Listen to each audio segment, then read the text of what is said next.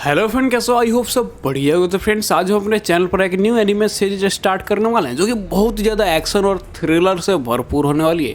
Friends, इसमें आपको witches और इंसानों के बीच रिवेंज की स्टोरी बताई जाने वाली है और इस कमाल के एनिमे सीरीज का नाम है किंगडम ऑफ रुइंस, जो कि बहुत ही ज़्यादा पॉपुलर एनिमे सीरीज है। तो फ्रेंड, ज्यादा टाइम वेस्ट ना करते हुए चलिए वीडियो को शुरू करते हैं। कहानी की शुरुआत में हमें बताया जाता है कि गॉड ने सबसे पहले इंसानों को बनाया था और फिर उसके बाद उन्होंने विचेस को बनाया था और जिनके साथ उन्होंने अपनी थोड़ी पावर शेयर करी और उनसे कहा कि तुम्हें इन पावरलेस इंसानों का मदद करना है, तुम्हें इनका मार्गदर्शन करना है। जिस बात पर विचेस भी मान गए हैं।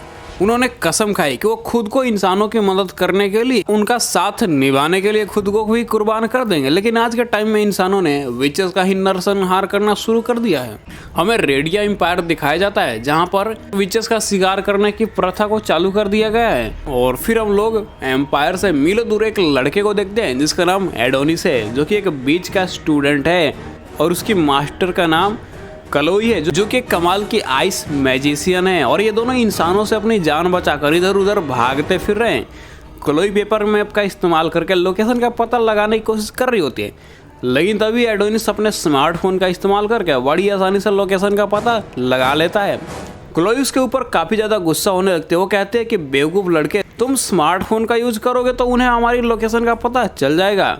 फिर एडोनिस क्लोई को बताता है कि उसने स्मार्टफोन की सेटिंग खुद ही की है, इसलिए वे लोग कभी भी उनकी लोकेशन का पता नहीं लगा पाएंगे, बल्कि हम लोग स्मार्टफोन का इस्तेमाल कर सकते हैं। लेकिन क्लोई उसके सर पर 3-4 घूंसे मारती है और उसे कहती है कि चुपचाप अपना काम करो। एडोनिस पूछता है कि हम लोग कब तक इसी तरह भागते रहेंगे और हम लोगों को क्यों इस तरह से भागना पड़ रहा है। जिस पर क्लोई कहती है कि मैं एक विच हूँ और जब तक इंसानों का विचों के प्रति अपने निर्णय नहीं बदल जाता तब तक हमें इसी तरह भागना पड़ेगा। लेकिन इसी बात पर एडोनिस निराश हो जाता है। फिर क्लोई उसके कंधे पर हाथ रखती है और उसे कहती है कि हमें चलना चाहिए और बताते हैं कि हमें कोई ऐसी जगह जाना चाहिए जहाँ पर विचेस के साथ ऐसा बर्ताव नहीं किया जाता है और जहाँ पर हम लोग शांति से अपनी ज़िंदगी जी सकेंगे। और किस्मत अच्छी हुई तो हमें वहाँ पर एक स्कूल भी मिल जाएगा जहाँ पर तुम स्कूल जा सकोगे और तुम्हारा जो मन चाहे वो तुम कर सकोगे। लेकिन एडोनिस क्लोई से कहता है कि मुझे स्कूल नहीं जाना है, मैं तुमसे ही पढ़ना चाहता हूँ। क्लोई एडोनिस को छेड़ते हुए कहती है कि तुम्हें बड़ी लड़कियाँ इतनी ज़्यादा पसंद है।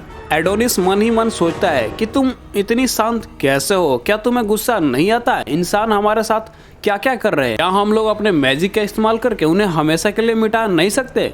लेकिन तभी हम देखते हैं वहाँ पर कुछ सैनिक उन दोनों की लोकेशन ट्रेस कर लेते हैं और उनकी तरफ बढ़ रहे होते हैं। एडोनिस उनसे लड़ने के लिए आगे बढ़ता है, लेकिन तभी क्लोई से रोक देती है और अपने आइस मैजिक का इस्तेमाल करके उन सभी पर हमला कर देती है। फिर हम ह्यूमन एम्पायर के किंग गोथे को देखते हैं, जो अपने लोगों से कहता है कि उस बीज को मेरे पास अभी के अभी लेकर आओ, क्योंकि मैं अब उसे और भागने नहीं दे सकता। और फिर हम देखते हैं क्लोई ने उन सभी सैनिकों को एक झटके में ही हरा दिया था। लेकिन एडोनिस गुस्से में कहता है कि तुम मुझे कुछ करने क्यों नहीं देती हो, इन कीड़े मकोड़े को तो मैं संभाल ही सकता हूँ, और आखिर मैं तुमसे मैजिक सीख ही क्यों रहा हूँ जब इसका इस्तेमाल ही नहीं कर सकता। जिस पर क्लोई कहती है कि तुम अभी अनएक्सपीरियंस हो, इसलिए मैं तुम्हें मैजिक का इस्तेमाल नहीं करने देती हूँ। लेकिन तभी एडोनिस वहाँ पर अपनी मैजिक का इस्तेमाल करके एक बड़े से तलवार को सम्मन कर लेता है और क्लोई से कहता है कि तुम्हारा कोई स्टूडेंट कैसे अनएक्सपीरियंस्ड हो सकता है। जिस पर क्लोई उसे कहती है कि तुम्हारी बातों से मुझे गुस्सा आ जाएगा, इसलिए चुप रहो। जिस पर एडोनिस कहता है क्योंकि मैं एक इंसान हूँ, इसलिए तुम नहीं चाहती हो कि मैं अपने जाति के ही लोगों को मारूं। मैं जानता हूँ तुम बहुत ज़्यादा अच्छी हो, इसलिए चाहे वो तुम्हारे साथ जैसा ही बर्ताव करे, लेकिन तुम अपने इमोशन को रोक लेती हो ताकि मैं उनके साथ लड़ाई ना करूँ और तुम मुझे कभी भी उनके साथ लड़ने नहीं दोगी और मैं अब ये नहीं सह सकता। क्या मैं तुम्हें किसी भी तरीके से प्रोटेक्ट नहीं कर सकता हूँ? जिसके बाद एडोनिस रोने लगता है और क्लोई उसे गले लगा लेती है और कहती है मैं भी तुम्हें प्रोटेक्ट करना चाहती हूँ। लेकिन तभी हम देखते हैं कि जिन सैनिक ने इन पर हमला किया था उन्होंने किसी न किसी तरह इन लोगों का लोकेशन ट्रेस कर लिया था और फिर एक बड़ा सा टेलीपोर्टेशन डिवाइस का इस्तेमाल करके इन दोनों को टेलीपोर्ट कर लेते हैं। यहाँ पर इंसानों की इस टेक्नोलॉजी को देखकर क्लोई भी हैरान थी, क्योंकि एक बीच भी इतना बड़ा टेलीपोर्टेशन मैजिक का इस्तेमाल नहीं कर सकती। फिर हम किंग गोथे को देखते हैं, जो कि लोगों के बीच स्पीच देने के लिए आता है और वो अपना मुकुट उतारकर नीचे रख देता है और कहता है मैं किंग की तरह नहीं, मैं एक आम इंसान की तरह आज बात करूँगा। जितने भी बड़े डिजास्टर महामारी आए, हमें हर बार विचेस के ऊपर डिपेंड रहना पड़ता है उन्हें अपना आदर दिखाना पड़ता है, उनको रिवॉर्ड देना पड़ता है और उनसे लड़ना भी पड़ता है। लेकिन क्या इंसानों की बुद्धिमत्ता हमेशा के लिए मैजिक के तले दबी रहेगी? बिल्कुल नहीं। हम लोगों के पास अधिकार नहीं है कि हम लोग अपनी प्रतिष्ठा के साथ जिए, बिल्कुल भी नहीं। हमारे अनगिनत प्लेन आसमान में बिना किसी डर के हवा की तरह लहर रहे हैं। ऑटोमेटिक ट्रेन बिना किसी दिक्कत के हमारी सिटी में आ जा रही है। हमारे हाथों में हमारी बुद्धिमत्ता का फल है यह स्मार्टफोन, और हमारा एम्पायर एक नई टेक्नोलॉजी लेकर आई है, द गियर एक्सपेंशन। हम लोग कमज़ोर बिल्कुल नहीं हैं। हम लोग बिना किसी अजीब मैजिक के इस दुनिया के ऊपर कंट्रोल कर सकते हैं, वह भी अपनी खुद की ताकत के साथ। और अब समय आ गया है कि हम लोग विचेस को मारकर उन्हें दिखा दें कि हम लोग सुप्रीम रोलर्स हैं। और उसी वक्त क्लोई और एडोनिस वहाँ पर ट्रांसफ़र होकर आ जाते हैं। क्लोई को समझ में नहीं आता है कि यहाँ पर चल क्या रहा है, जिसके बाद उन दोनों की नज़र गोथे के ऊपर पड़ती है। गोथे क्लोई से कहता है कि तुम्हारा स्वागत है। एडोनिस जैसे ही गोथे को देखता है वो अपना मैजिक पेन उठा लेता है और गोथे के ऊपर हमला करने के लिए आगे बढ़ता है। गोथे क्लोई को देखकर कहता है कि ये वही बच्चा है जिसको तुमने बड़ा किया है, आखिर इस दुनिया में चल क्या रहा है? तभी क्लोई गुस्से में कहती है, किंग ऑफ ह्यूमन, अगर तुम अपने लोगों की सलामती चाहते हो तो अभी के अभी मेरे स्टूडेंट को जाने दो। इसके बाद वहाँ पर अपने आइस मैजिक एब्सोल्यूट जीरो का इस्तेमाल करती है और कहती है कि अगर चुप रहना ही तुम्हारा जवाब है तो ठीक है, लेकिन एडोनिस तुम्हारी तरह ही एक इंसान है और मैं तुम लोगों के साथ फाइट नहीं करना चाहती हूँ, क्योंकि मैंने अगर तुम सभी लोगों को मार दिया तो उसके पास घर जाने के लिए कोई जगह ही नहीं बचेगी, और इसलिए मैंने तुम लोगों को जिंदा रहने दिया था। लेकिन अब तुम सभी लोगों की जान खतरे में है। लेकिन तभी क्लोई का मैजिक एकदम से डिस्ट्रॉय हो जाता है। क्लोई अपनी मैजिक को इस तरह से टूटता हुआ देखकर हैरान हो जाती है। तभी गोथे उसे कहता है कि तुम कभी भी नहीं समझोगे कि हमारे साइंस ने क्या हासिल किया है। दरअसल इंसानों के पास एक ऐसा डिवाइस था जो कि मैजिक को सप्रेस कर सकता है, और उसका नाम है SDAM2। जिसके बाद गोथे क्लोई के पास आता है और उसके कपड़े फाड़ देता है और उससे कहता है, बिना मैजिक के तुम बस एक लाचार औरत हो और कुछ भी नहीं। और सभी इंसान बेशर्मों की तरह क्लोई को बिना कपड़ों के फोटो खींचने लगते हैं, जिससे वो अपने आप को ढक लेती है। लेकिन वो इंसान इतने कमीने होते हैं, वो कहते हैं कि हमें दिखाओ। ये सब देखकर एडोनिस को बहुत ही ज्यादा गुस्सा आता है। वो कहता है कि मैं तुम सभी को मौत के घाट उतार दूंगा, लेकिन चाहते हुए भी वो कुछ नहीं कर पाता है। तभी गोथे कहता है कि ये लड़का बहुत ज्यादा शोर मचा रहा है, इसे जान से मार दो। क्लोई जैसे ही देखती है कि एडोनिस की जान खतरे में है, वो गोथे के सामने झुक जाती है और उसे कहती है कि उसका इससे कोई लेना देना नहीं है, विचेस को मर जाना चाहिए, लेकिन वो तुम्हारी ही तरह एक इंसान है। मैंने उसको बचपन में ही किडनैप कर लिया था और उसको अपनी स्लेव की तरह पाला है, इसलिए मैं तुमसे भीख मांगती हूँ, उस बच्चे को जाने दो। मुझे इससे कोई फर्क नहीं पड़ता कि मेरे साथ क्या होता है, लेकिन तुम उसे जाने दो। एडोनिस को समझ में आ जाता है कि क्लोई उसकी जान बचाने की कोशिश कर रही है, इसलिए वो रोते हुए अपनी मैजिक का इस्तेमाल करने की कोशिश करता है, लेकिन वो कुछ भी नहीं कर पाता, क्योंकि उसको सैनिकों ने दबोच रखा था और ऊपर से यहाँ पर इस डिवाइस की वजह से वो अपनी मैजिक का इस्तेमाल नहीं कर पा रहा था। अभी गोथे क्लोई के सर पर एक बंदूक रख देता है, जिसके बाद क्लोई मरने के लिए राजी हो जाती है। वो एडोनिस से कहती है जितनी भी चीजें उसने की है उसके लिए शुक्रिया। इसके बाद हम एक फ्लैशबैक देखते हैं। हम एक शहर देखते हैं जहाँ पर एक छोटा सा बच्चा बैठा होता है जो कि अनाथ होता है और मरने के कगार पर होता है। ये छोटा एडोनिस होता है कि तभी वहाँ पर क्लोई आती है और वो उसको अपने साथ ले जाती है और उसको एक नया जीवन देती है। वो एडोनिस से कहती है, अगर मैं तुमसे ना मिली होती तो मैं खुश नहीं होती।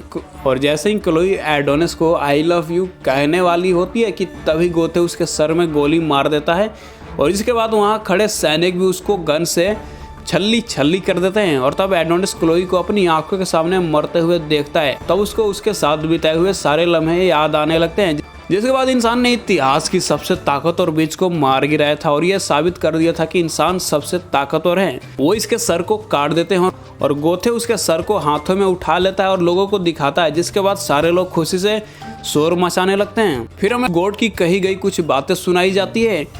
गॉड विचेस से कहता है कि मनुष्य तुमसे डरते हैं क्योंकि वो डरपोक हैं। मैं उम्मीद करता हूँ कि तुम उन सभी के साथ दोस्ती करोगी और कभी भी ना खत्म होने वाली पीस इस दुनिया में लेकर आओगी। अगर तुम दोनों एक दूसरे से नफरत करोगे तो फिर ये दुनिया अंधकार के अंदर चली जाएगी। फिर हम एडोनिस को देखते हैं जो कि बदले के आग में जल रहा होता है।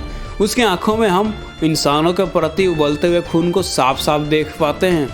10 साल बाद हम फिर रेडिया एम्पायर को देखते हैं, जहाँ पर एक जेल में कुछ विचेस को कैदी बनाकर रखा गया था। उनको सेक्स स्लेव की तरह ट्रीट किया जा रहा था। कैदियों के बीच हम एक डरोगा नाम की लड़की को देखते हैं जिसका दिल बहुत ही अच्छा होता है। अपनी ब्रेड एक दूसरी लड़की को दे देती है, जिस पर उसकी दोस्त उसे कहती है कि क्या तुम ठीक हो।